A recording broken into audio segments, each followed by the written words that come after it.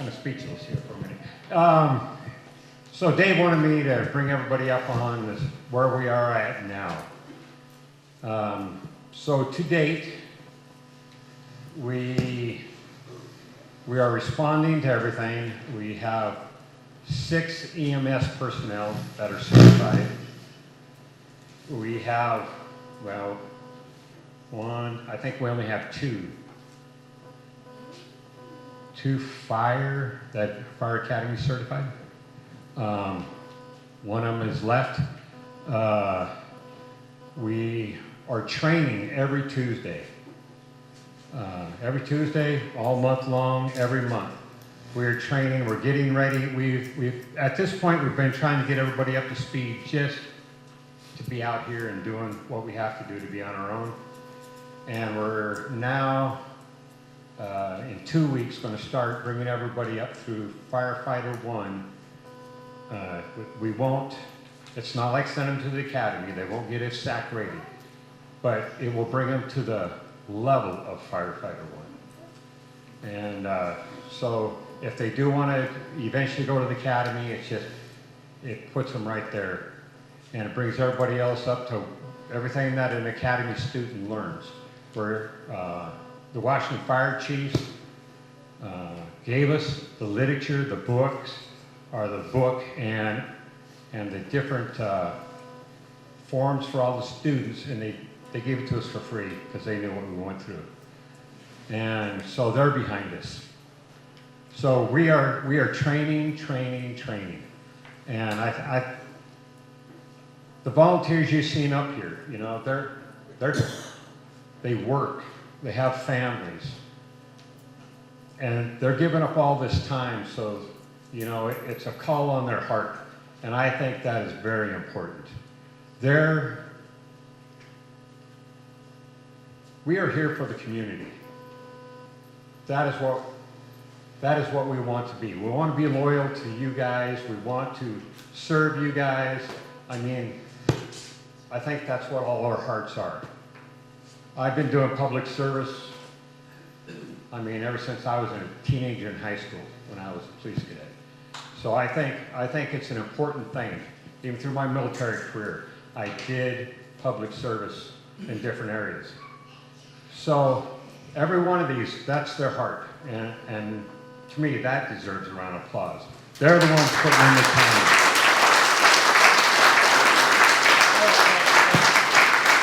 You know, we might not be perfect at everything yet, but we are getting there. We will get there. We are working hard to do everything we can, you know.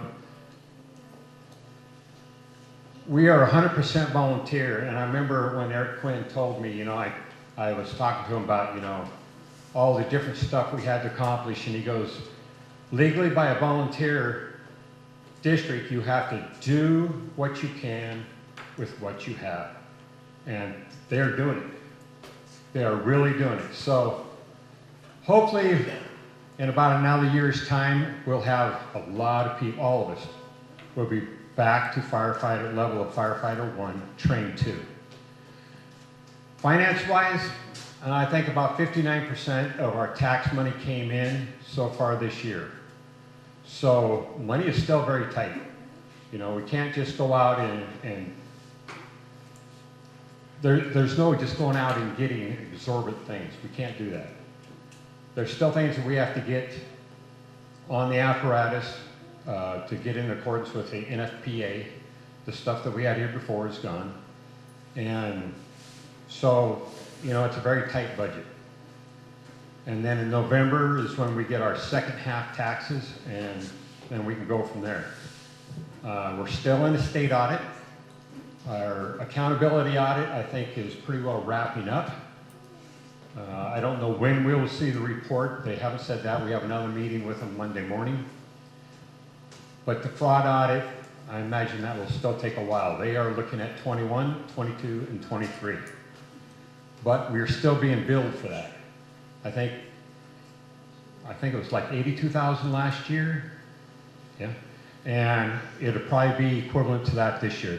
They are trying hard to not spend more time than they have to on it.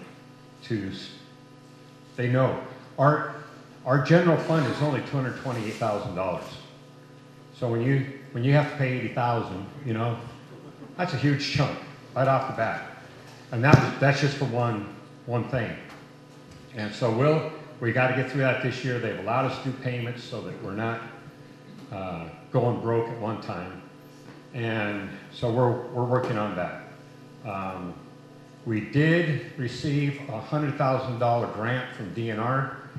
And in our meetings, when we were doing our strategic meetings, we were looking at one of the things that we needed to get done was possibly upgrade the tender. The tender we have, although it's still running great and everything, it's very hard to drive.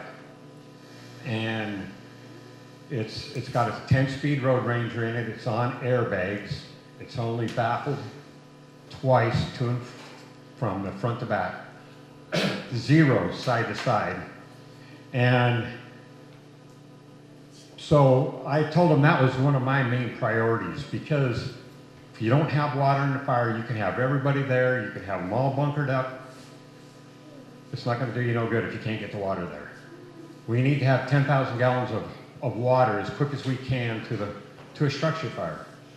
So that's what we are looking into on that, and that's kind of how we proposed that to DNR. And I think one thing that helped us is probably 90, maybe 93% of our whole fire district here is DNR protected land.